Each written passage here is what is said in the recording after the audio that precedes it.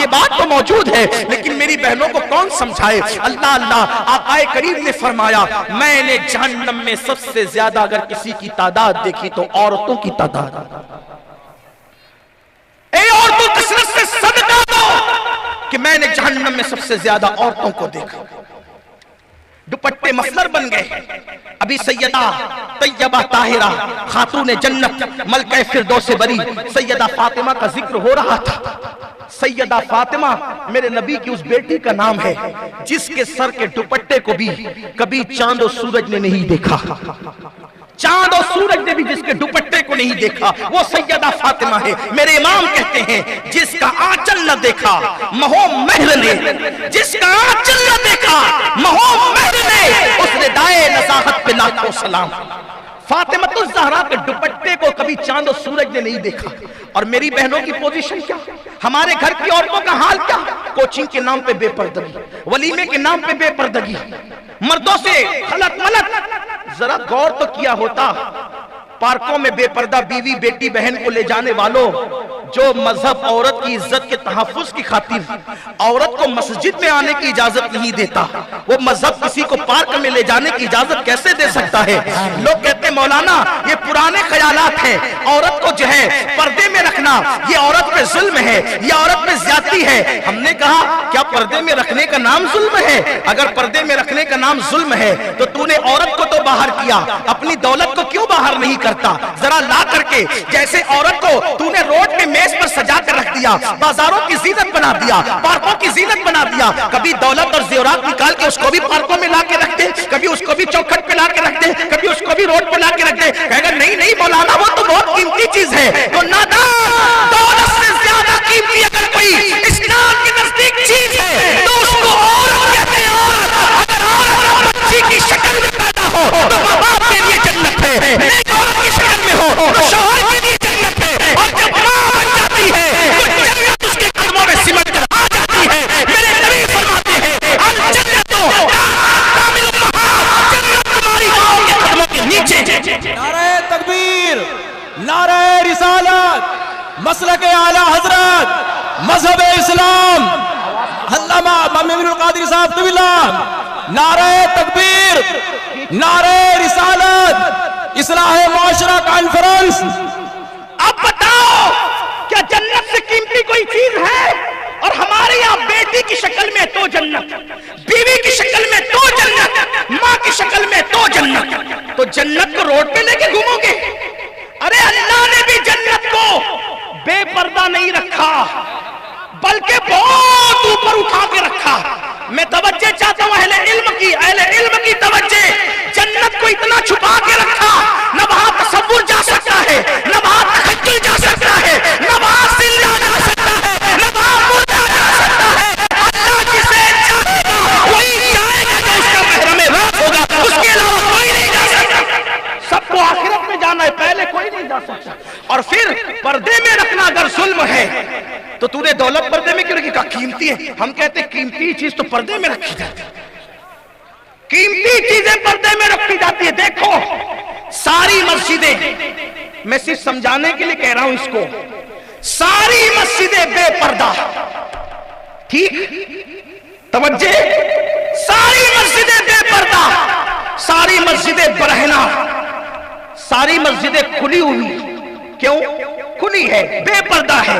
مسجد احترام کی جگہ ہے لیکن سب کھلی ہوئی ہے۔ لیکن جو ساری مسجدوں میں سب سے افضل ترین مسجد ہے جس کو حرم کعبہ کہتے ہیں، اس کو پردے میں رکھ کر کے گلاف ڈال کے بتایا گیا کہ ناگپور کی مسجد اور ہے، کعبۃ اللہ اور ہے، دلی کی مسجد اور ہے، کعبۃ اللہ اور ہے۔ جو بے پردہ ہے وہ عام مسجد ہے، جو با پردہ ہے وہ خاص مسجد ہے۔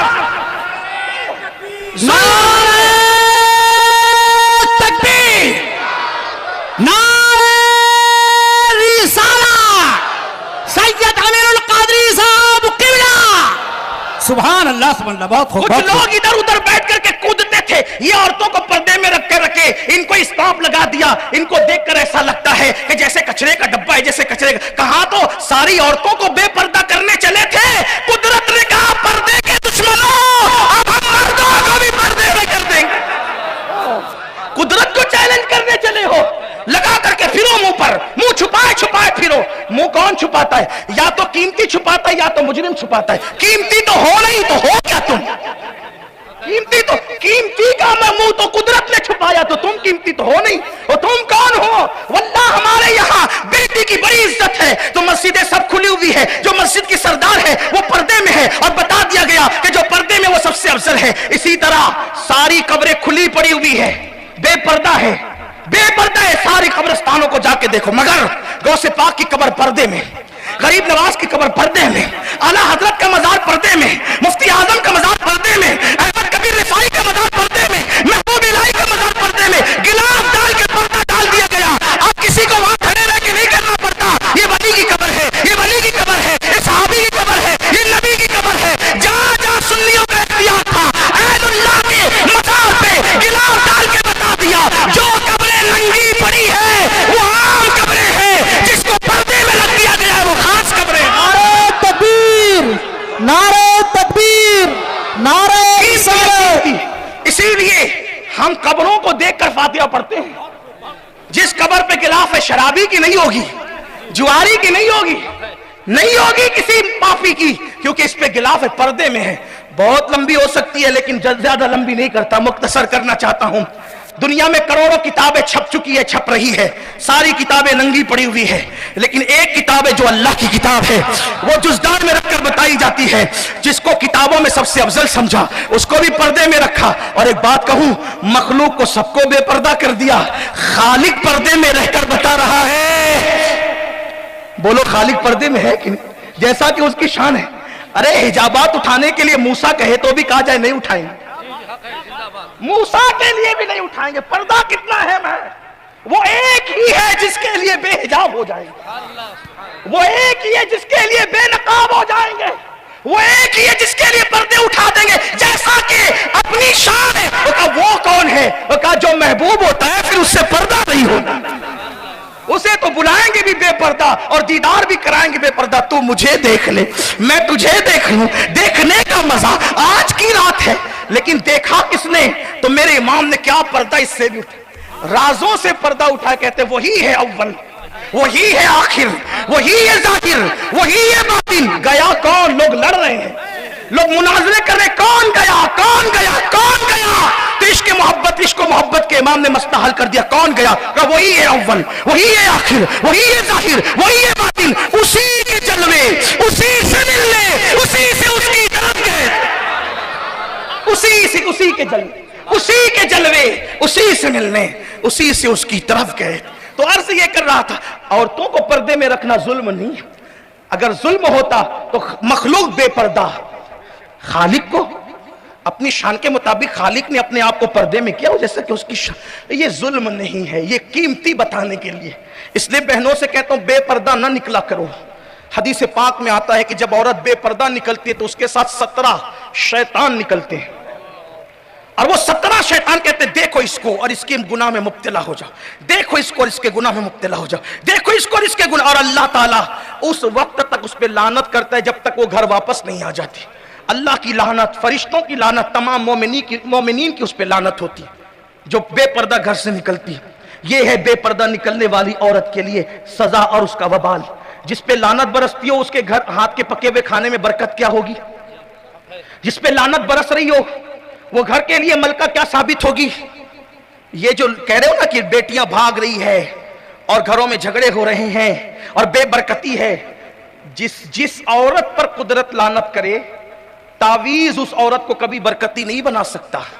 हम तावीज के मुखालिफ लोग नहीं हैं, लेकिन तावीज को सब कुछ मानने वाले लोग भी हम नहीं है, ये भी याद रखना। तावीज की जगह काम करता है, तावीज की जगह काम करता है, दुआ की जगह काम करती है, मेहनत की जगह काम कर। हर एक का काम करने का दायरे कार अलग अलग है। मिसाल के तौर पर किसी ने शक्कर डाली चाय में, चाय लजीज हो गई, तो कहा यार क्या तारीफ मिली थी चाय में शक्कर डालने पे, अब सालन में भी शक्कर डाला करेंगे तो सालन बनेगा कि बिगड़ेगा?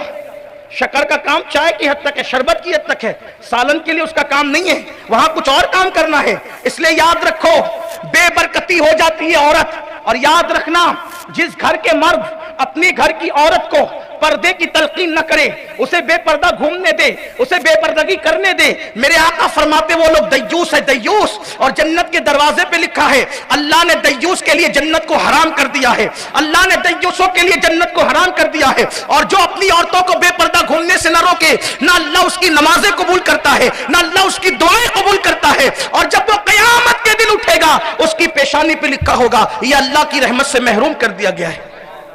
ہمارے گھروں میں پردوں کا ماحول نہیں،